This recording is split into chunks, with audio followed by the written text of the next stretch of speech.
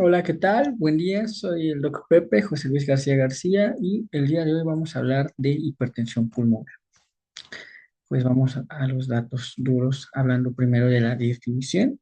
La hipertensión pulmonar se define por una presión arterial pulmonar media mayor de 20 milímetros de mercurio en reposo. La hipertensión pulmonar es una enfermedad heterogénea que comprende la remodelación patógena de la vasculatura pulmonar, lo que eleva la presión de la arteria pulmonar y por ende la resistencia vascular. Eh, Aquí tenemos la clasificación clínica de la hipertensión pulmonar. Vamos a clasificar en cinco grandes grupos.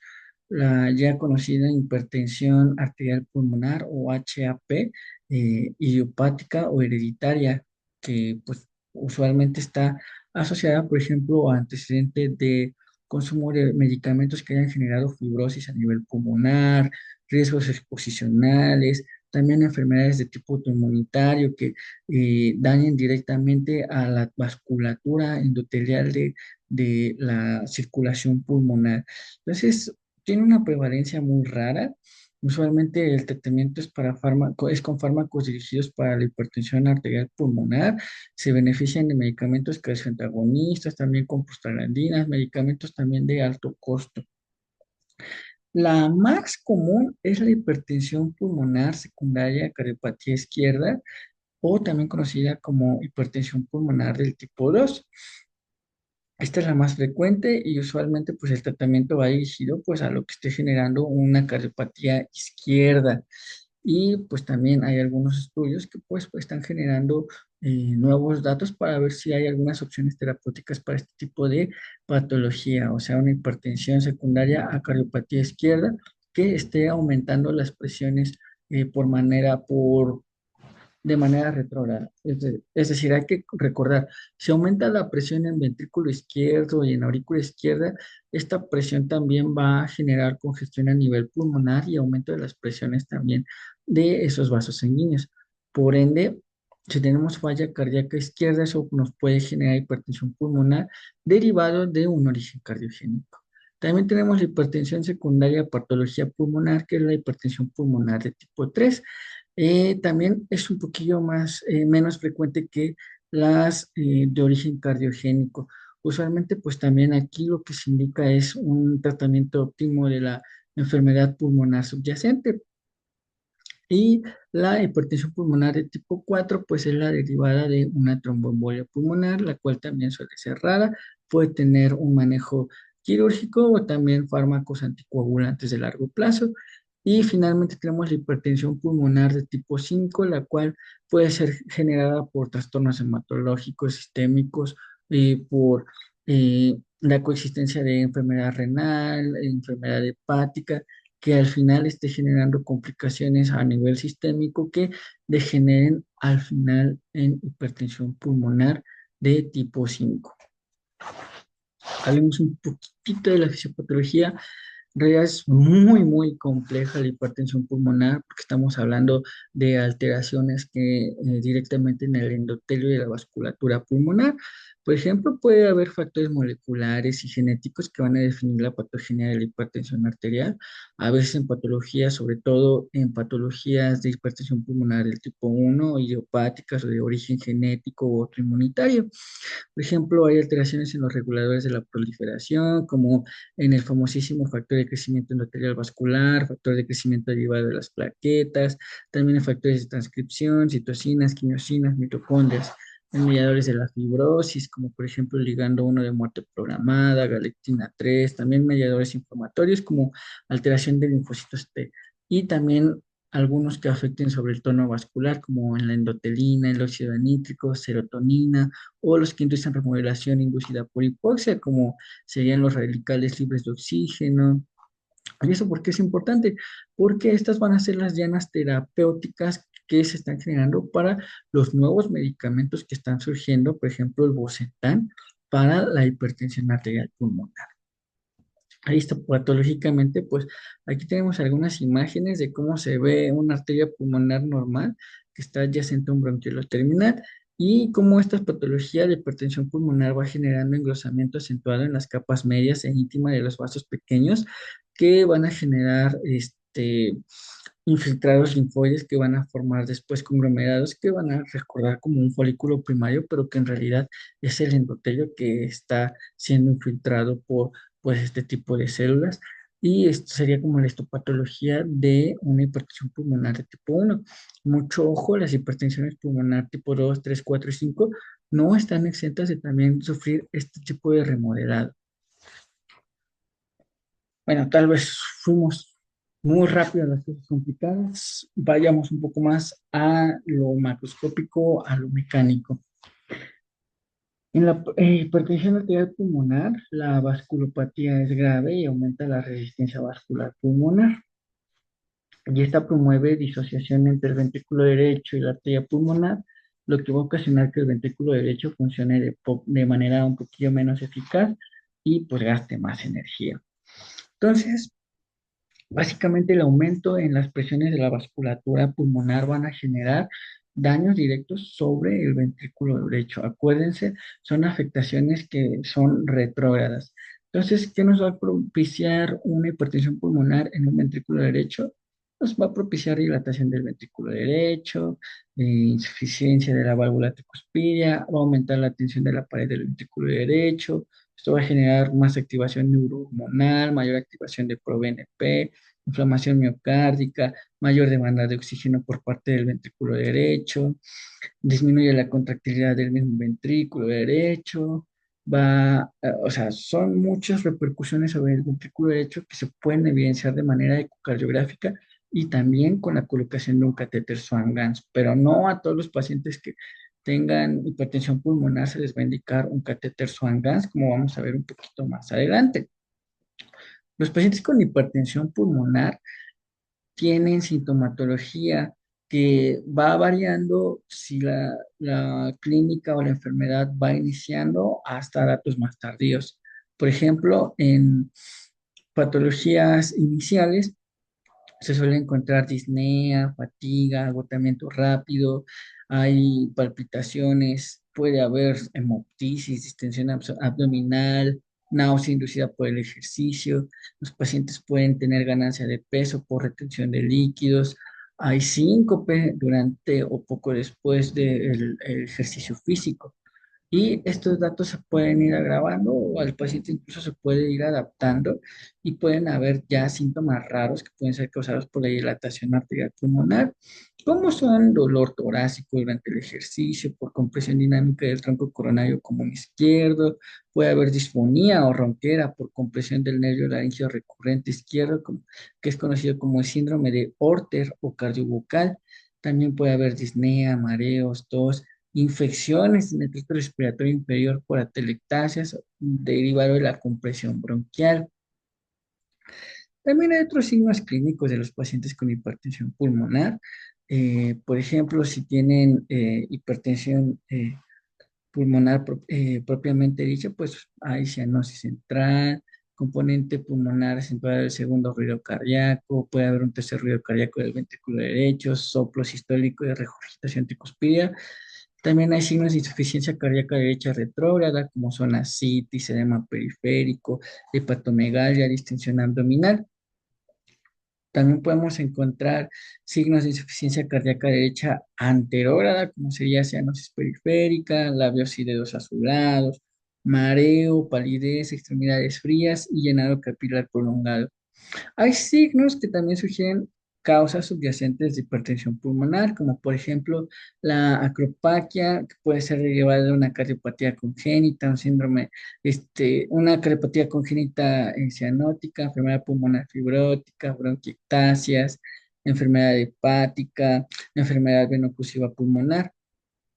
Eh, También puede darnos otros síndromes como ductus arterioso permeable, que pues eso deriva en un síndrome bien complejo que es llamado el síndrome de Eisenmenger, que es una complicación derivada de cardiopatías congénitas. En pacientes adultos, esos corazones suelen estar destrozados con miocardiopatías dilatadas, o sea, es un merequetengue con eso, y ese es el síndrome de Eisenmenger derivado de patologías congénitas cardíacas.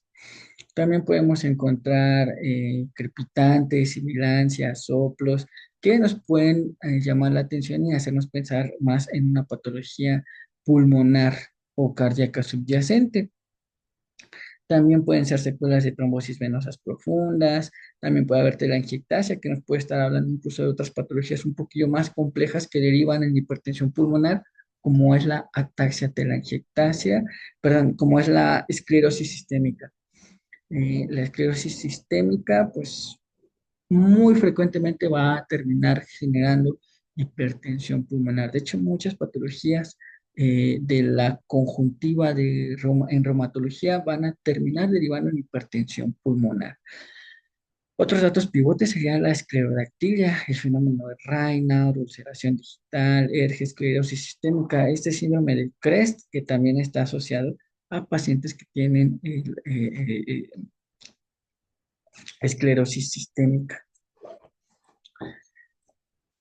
Entonces, para el diagnóstico, pues primero hay que tener sospecha clínica en estos pacientes. Son un paciente con disnea, con algún antecedente de insuficiencia cardíaca izquierda, con patología pulmonar, exposicional.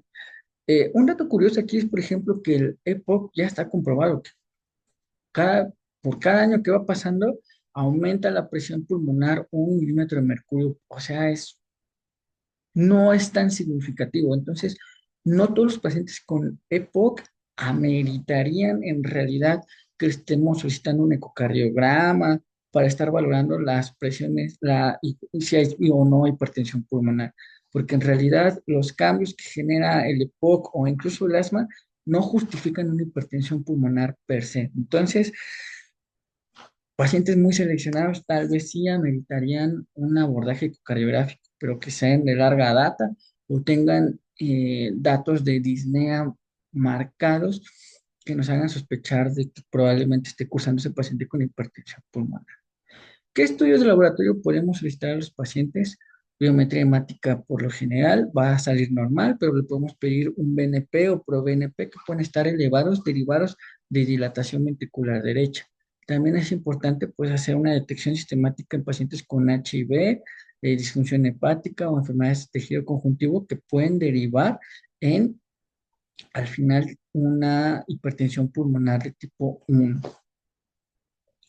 Podemos encontrar diversos signos radiográficos de hipertensión pulmonar, como por ejemplo agrandamiento de corazón derecho o de cavidades derechas. eh, Pueden haber, el corazón puede, o la silueta cardíaca puede tener forma de botella de agua, o también podemos tener signos de enfermedad cardíaca izquierda que generan congestión pulmonar, como pacificación del espacio aéreo central, engrosamiento interlobular, derrames pleurales, agrandamiento de la aurícula izquierda, o signos de enfermedad pulmonar propiamente hecha, como el aplanamiento del diafragma derivado de el enfisema o de la enfermedad pulmonar obstructiva crónica.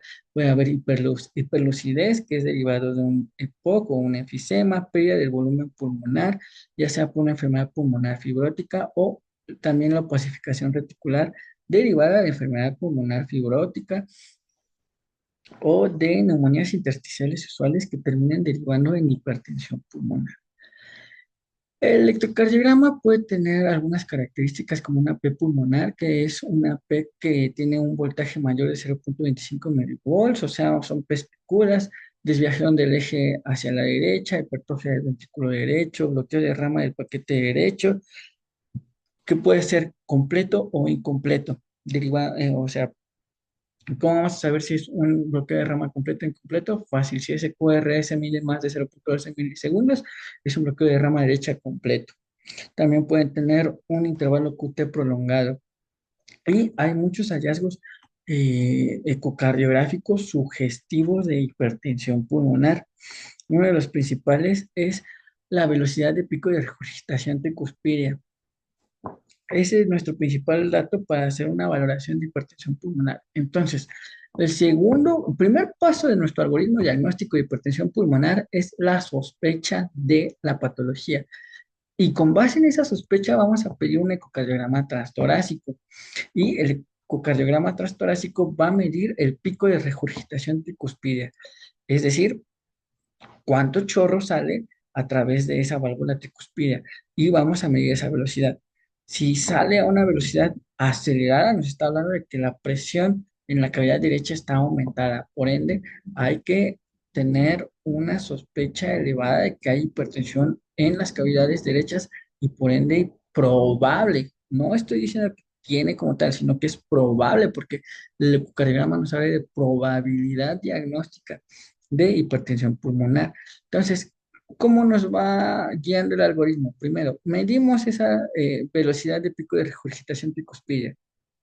Si tiene una velocidad de menos de 2,8 metros sobre segundo y no tiene probabilidad de hipertensión o es la probabilidad baja y no tiene factores de riesgo, entonces hay que considerar otro diagnóstico alternativo.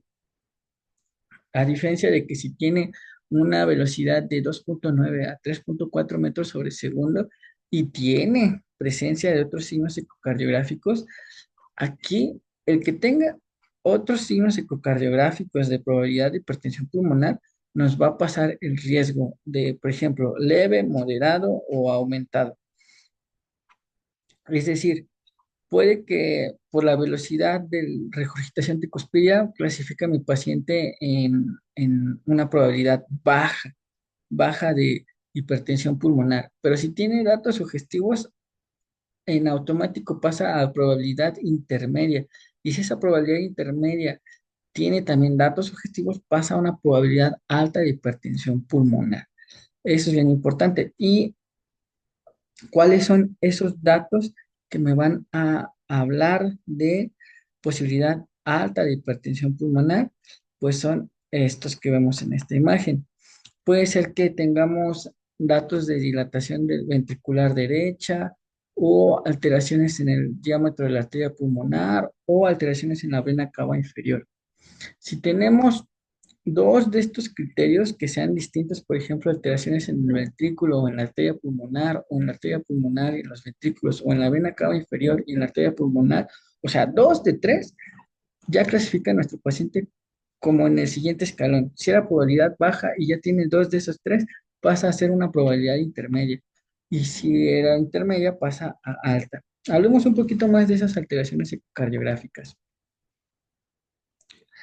Por ejemplo, alteraciones de los ventrículos, que tengamos una relación entre el diámetro y el área basal mayor de uno, que haya aplanamiento del tabique interventricular, que el TAPSE y la relación de PS a PSA menos de 55 nos va a estar hablando de que hay alteración ventricular. Si la arteria, si tenemos una velocidad de regurgitación pulmonar diastólica temprana de más de 2,2 metros sobre segundo, o un diámetro mayor de la, este, un diámetro mayor de la arteria pulmonar que el de la aurícula derecha o una presión arterial, perdón, o una arteria pulmonar con un diámetro más de 25 milímetros, pues también nos puede estar hablando de que pues hay alto riesgo de que sea hipertensión pulmonar. Ahora bien, si el diámetro de la vena cava inferior es más de 21 milímetros, o sea que esté pletórica o llena, nos habla de que, y que hay disminución del colapso inspiratorio, pues nos habla también de un dato sugestivo de que hay hipertensión de cavidades derechas, por lo cual pues hablamos de que están pletóricas esa presión venosa central y, o sea, hay hipertensión que genera aumento de las presiones en las cavidades derechas y de la presión venosa central que se ve reflejado en una vena cava inferior que no colapsa. Y bien, pues si clasificamos a un paciente en probabilidad baja, pues consideramos un diagnóstico alternativo. Si nuestro paciente tiene una probabilidad intermedia, pues se va a hacer un seguimiento ecocardiográfico de manera anual o cada 6 meses. Y si tiene una probabilidad alta de hipertensión pulmonar, pues ese paciente se le puede valorar pasar a un cateterismo de cavidades derechas con un catéter de Swan-Ganz, pero mucho ojo. La cateterización del catéter cardíaca derecha no va a ser para todos los pacientes. La, solo está indicado para aquellos pacientes en los cuales tengamos sospecha de que tienen hipertensión pulmonar de tipo 1, para valorar si le podemos administrar otro tipo de medicación. No en todos, mucho ojo. Entonces, el estándar de oro para saber si el paciente tiene hipertensión pulmonar es la cateterización cardíaca derecha o el catéter Swan-Ganz. Y ahí vamos a medir distintas variables hemodinámicas.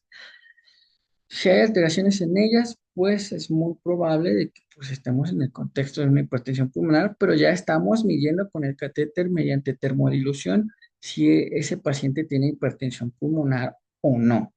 ¿Y cuáles son las variables que mide el catéter de Swan-Ganz? Pues presiones de cavidades. Por ejemplo, la presión de la aurícula derecha, la presión media, que va de 2 a 6 milímetros de mercurio. La presión arterial pulmonar sistólica, que normalmente va de 15 a 30 milímetros de mercurio. La presión arterial pulmonar diastólica, que va de 4 a 12 milímetros de mercurio. La presión arterial pulmonar media, que va de 8 a 20. La presión de enclavamiento pulmonar, que es menor y debe ser menor de 15 milímetros de mercurio. El gasto cardíaco mediante termodilución, que en promedio va de 4 a 8 litros por minuto, sin indexar mucho ojo. La saturación de oxígeno en sangre venosa mixta, que debe ir de 65 a 80%. La saturación arterial de oxígeno, que tiene que ir de 95 a 100%. Y la presión arterial sistémica, pues que tiene que ir de 120 a 80. También se calculan otros parámetros como la resistencia vascular pulmonar mediante unidades Wood, que tiene que ir de 0,3 a 2 unidades Wood. El índice de resistencia vascular pulmonar, que tiene que ir de 3 a 3,5 unidades Wood. El índice cardíaco, este sí, ya estandarizado, que tiene que ir de 2,5 a 4 litros por minuto. El volumen latido, que tiene que ir en promedio de 60 a 100 mililitros. El índice de volumen latido, o sea, ya indexado para el área de superficie corporal, que va de 33 a 47 milímetros por metro cuadrado. Y la distensibilidad de la arteria pulmonar, que tiene que ser mayor de 2,3 milímetros de mililitros por milímetro de mercurio. Entonces son valores que se hacen mediante cateterización con el catéter Swan-Ganz y mucho ojo, no es a todos los pacientes, sino a aquellos que tienen una alta sospecha y que tienen otra patología subyacente que no sea del tipo 2 al 5. A estos pacientes se les puede hacer unas pruebas de vasoreactividad con alguno de estos medicamentos. Durante la colocación del catéter Swan-Ganz, pues hacemos las medidas basales y posteriormente vamos a administrar medicamentos. Podría ser óxido nítrico inhalado o iloprost o epoprostenol. Y después de ello vamos a medir nuevamente. Y con base en ello vamos a ver si ese paciente responde, o sea, tiene vasorreactividad o no al tratamiento que se le está brindando. Y con base en ello, pues vamos a valorar qué tratamiento se le va a brindar. En la prueba de vasoreactividad, pues nuevamente les digo, se reserva para pacientes con hipertensión pulmonar idiopática o hereditaria, y para esta prueba se prefiere usar vasodilatadores de acción corta como el óxido nítrico inhalado o el epoprostenol inhalado. Y la respuesta vasodilatadora pulmonar es positiva si hay una reducción de más de 10 milímetros de mercurio de la presión arterial pulmonar media hasta una concentración absoluta menor de 40 milímetros de mercurio sin reducción del gasto cardíaco, ¿eh? O sea, baja la presión arterial media pulmonar sin bajar el gasto cardíaco. Eso nos habla de que hay una respuesta adecuada y que ese paciente le podemos dar pruebas o medicación con calcioantagonistas. Eh, y menos del 5% de los pacientes se va a considerar vasorreactivo, pero el pronóstico en estos pacientes suele ser favorable. Y aquí una última gráfica en la cual hablamos de cómo se clasifica a los pacientes de acuerdo a su riesgo y a la vasorreactividad que tienen para valorar la medicación que se les puede brindar. Por ejemplo, el tratamiento de apoyo que le podemos brindar son diuréticos, oxígeno suplementario, anticoagulantes si estamos en el contexto de un paciente con tromboembolismo pulmonar. Tenemos distintas vías de las cuales ya hablábamos al inicio, en las cuales nuestros medicamentos pueden intervenir dependiendo de las respuestas que tengan a la vasorreactividad en las pruebas hechas con el catéter Swan-Ganz, con el monitoreo hemodinámico ya comentado mediante termodilución. Podemos, de acuerdo al algoritmo que nos salga, de lo que nos salga a nuestro paciente, le podemos dar medicamentos que actúen en la vía de la endotelina, como son el bocetan, el ambrisertán o el macitentan. El más utilizado, al menos en México, es el bocetan. También tenemos medicamentos que pueden utilizar, que intervienen en la vía del óxido nítrico, como es el sildenafil, el tadalafil, el riociguat, y los de las vías de las prostaciclinas, como son el epoprostenol, el teprostenil y los prost. De los medicamentos que tienen el prost es que son prostaglandinas. Y nada más un último repaso antes de terminar este video para que nos quede un poquillo más claro qué patologías esperamos encontrar que deriven en los distintos tipos de hipertensión pulmonar. En el grupo uno, pues hay que recordar que es la hipertensión pulmonar secundaria a distintos trastornos y que podrían ser idiopáticos o genéticos o exposicionales por toxinas o laborales. Veamos, son enfermedades que se localizan directamente en las arterias pulmonares y culminan en cambios estructurales en esas mismas arterias. Generan hipertrofia del músculo liso y disfunción del endotelio.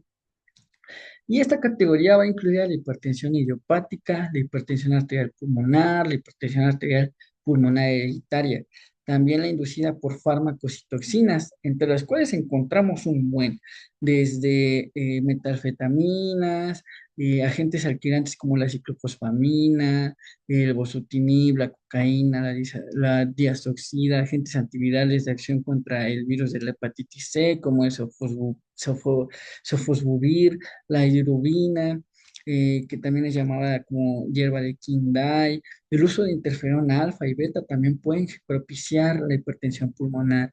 Leflunomida, L-triptofano, fenilpranolamina, pronatinib, inhibidores selectivos de los proteasomas como el carfilzomib, disolventes como el tricloretileno o incluso la hierba de San Juan pueden generar daño pulmonar que casi catalogaría a nuestro paciente dentro del grupo uno. Entonces, quienes tengamos este tipo de sospechas sería a quien sí le haces el ecocardiograma y a quien si tiene alta probabilidad por ecocardiograma, sí lo mandas a realizar ese cateterismo pulmonar, porque estos medicamentos o terapias innovadoras pueden brindarles resultados adecuados.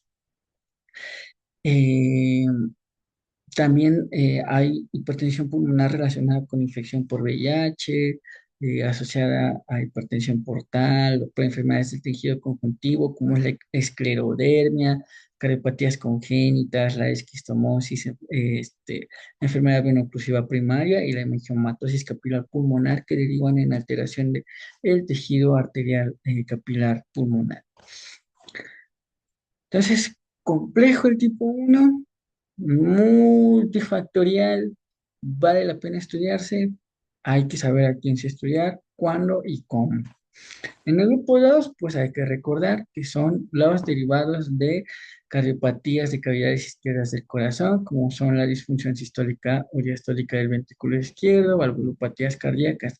Entonces, el manejo adecuado es resolver o tratar esas patologías subyacentes de origen cardíaco y van a favorecer pues mejoría en la hipertensión pulmonar. Dentro del grupo 3 está la hipertensión pulmonar secundaria a neumopatías o a hipoxemia. Aquí están las causadas por neumopatías obstructivas y restrictivas que incluyen a la enfermedad pulmonar obstructiva crónica, la neumopatía intersticial, la fibrosis pulmonar. También hay otras causas de hipoxemia crónica como son los trastornos respiratorios durante el sueño, los síndromes de hipoventilación alveolar y la exposición a grandes altitudes que pueden derivar en una hipertensión pulmonar, pero todavía está en boga y se están haciendo múltiples estudios acerca de cómo abordar a estos pacientes con hipertensión pulmonar que viven a grandes alturas, más de 2.250 metros, como en la Ciudad de México. En la categoría de tipo 4 está la hipertensión pulmonar, consecuencia de la obstrucción pulmonar. Aquí se cataloga la hipertensión pulmonar por tromboembolia pulmonar, ya sea una tromboembolia crónica, también causas de obstrucción pulmonar que generen esos coágulos y esa TEP podrían ser un sarcoma, neoplasias malignas metastásicas o estenosis congénita de la arteria pulmonar, o sea, que deriven directamente en un colapso en una sola área, en una sola zona de la vasculatura pulmonar. Y finalmente, lo que les comentaba, el grupo 5 es una secundaria de mecanismos desconocidos o multifactoriales, como son hemopatías, como una anemia hemolítica crónica, anemia hepanocítica, trastornos mieloproliferativos, esplenectomía, trastornos sistémicos como sarcoidosis, vasculitis, histiocytosis pulmonar, células de Langerhans, neurofibromatosis tipo 1, que afecta a nivel sistémico. O sea, la diferencia aquí es sistémico y en la tipo 1 es una patología directa, dirigida al endotelio de la vasculatura pulmonar. Estas pueden afectar varias partes del organismo. También enfermedades metabólicas como las enfermedades por depósito de glucógeno, enfermedad de Gaucher, tiroidopatías o incluso otras causas diversas como una nefropatía en etapa terminal con o sin hemodiálisis o mediastinitis fibrosante.